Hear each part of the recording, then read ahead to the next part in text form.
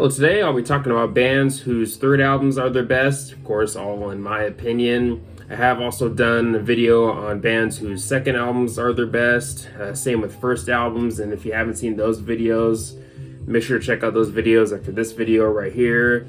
But yeah, let's go ahead and dive into this. This will be in no particular order, but we're going to start off with one of the bigger names in the world of metalcore, especially 2000s metalcore. All That Remains with The Fall of Ideals. A lot of fans point to this album as their best or as their favorite. I also have the This Calling sampler. I believe I got that from either eBay or Discogs, but either way, Fall of Ideals definitely my favorite. For the longest time, this album and For We Are Many kind of fought for being my favorite All That Remains album, but nowadays I'm probably gonna have to go with this one. I mean, definitely one of the best albums out there in the world of metalcore for sure. I mean, so many great songs, like, of course, This Calling, which is easily one of the band's best album openers. Really, the singles on here are all great. But yeah, This Calling, Not Alone. 6 is probably a top 5 All That Remains song for me. Absolutely love that song. Also, the melodic section that you get later in the track is also really good too. You also get some pretty good deep cuts on here, like Whispers and We Stand. I also dig the heaviness of Become the Catalyst. But yeah, all around, really great stuff. But next we're going to move to something a bit more classic.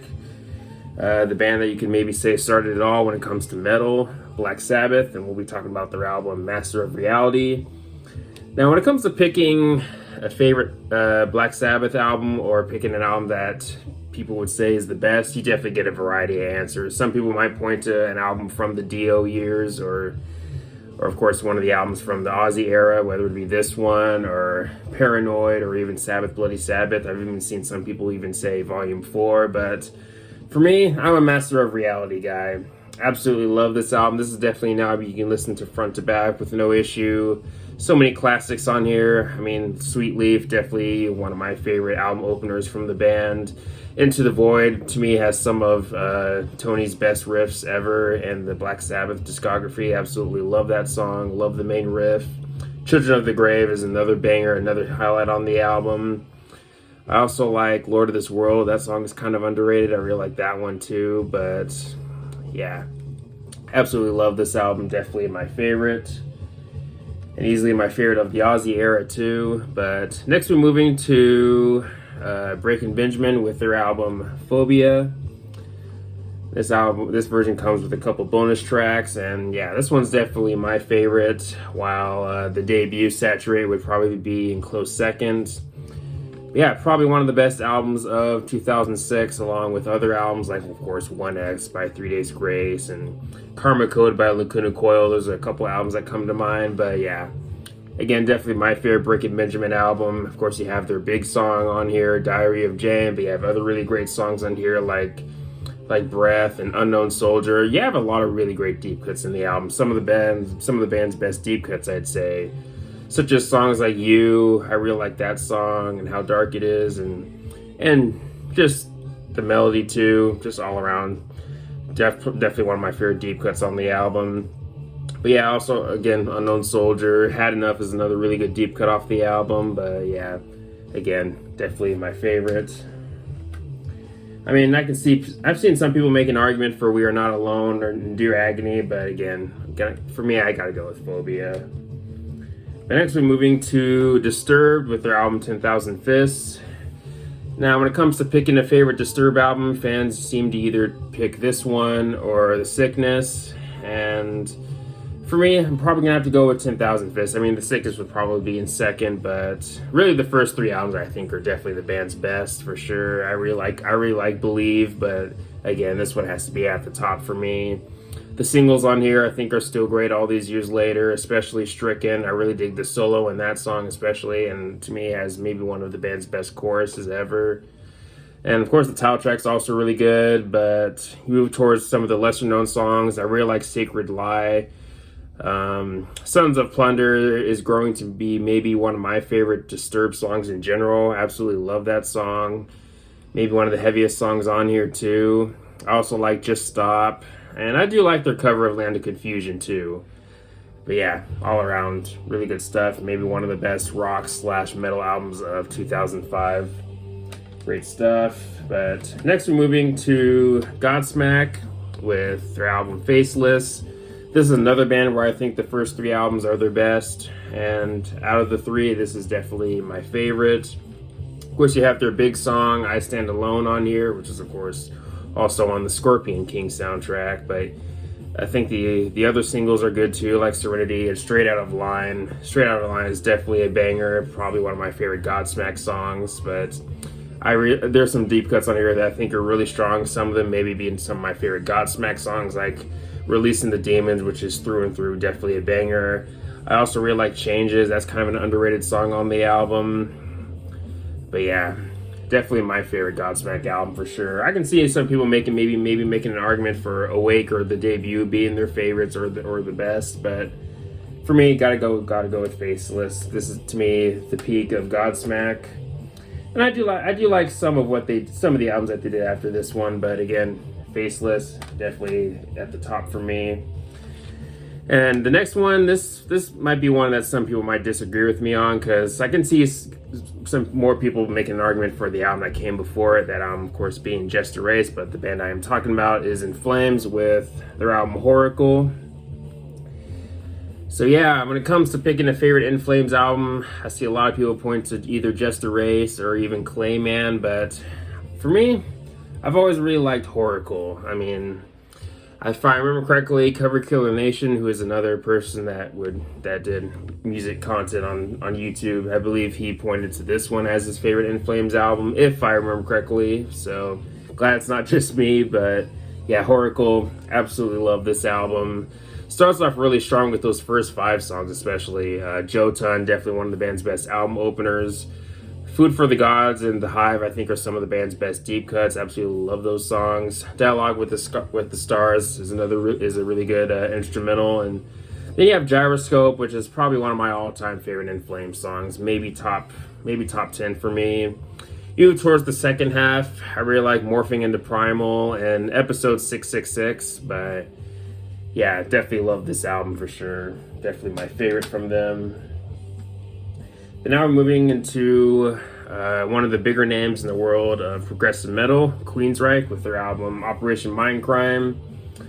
So I could see some people making arguments for Empire being maybe the band's best, and I can understand that. I mean, of course, that was definitely a huge album for them, especially thanks to songs like Jet City Woman and Silent Lucidity, but for me, I gotta go with Operation Mindcrime. Definitely one of the best metal albums of 1988, along with other albums like Seventh Son of the Seventh Son, of course, by Iron Maiden, or Injustice for All by Metallica, and of course many others. But yeah, Operation Mindcrime, definitely a great album, and honestly one of the greatest concept albums of all time, especially in the world of rock and metal for sure. So many classics on here. I mean, the title track is still one of my favorite Queensryche songs, probably top 10.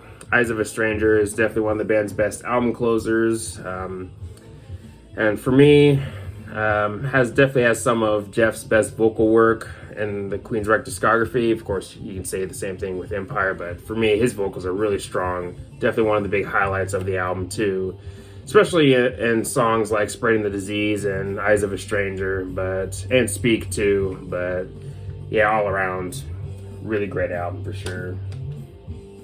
The next one, moving to something, to a band that was pretty big in the 2000s especially, and still going strong. That band is Shinedown with The Sound of Madness. Definitely my favorite for sure, while the debut, Leave a Whisper, would probably be my second favorite, but yeah. Definitely a really strong album for them, and did very well for them too, especially thanks to singles like the title track and Second Chance. We have other really great songs like If You Only Knew, and even you move towards some of the heavier songs on the album. I really like Cry for Help and Sin with a Grin. Sin with a Grin is definitely a banger. And they end things off on a more melodic note with Call Me. For me, that song has probably some of Brent's best vocals on the album. Breaking Inside, I think, is kind of an underrated deep cut on the album, but yeah, really great album. The next one, moving into the world of thrash metal with Testament with their album Practice What You Preach. And the weird thing is, when it comes to people ranking the Testament albums, especially when it comes to their 80s work, they always rank this one last when it comes to their 80s albums. I find it weird that some people put the Legacy over this. I mean, don't get me wrong, the Legacy is definitely a great album, definitely a strong debut album, but I don't know. I just find it odd that some people put that album above this one, because I don't know. I personally really love this album. And definitely, of course, one of the best thrash albums of 1989 for sure. I mean, I can also see making an argument for The New Order maybe being Testament's best. I mean, The New Order would be in close second for me, but for me, I gotta go with Practice What You Preach. Really dig this album a lot. Title track's definitely one of their best album openers. You have other really, really strong songs on here like Envy Life, and Time Is Coming, which is probably one of my favorite Testament songs.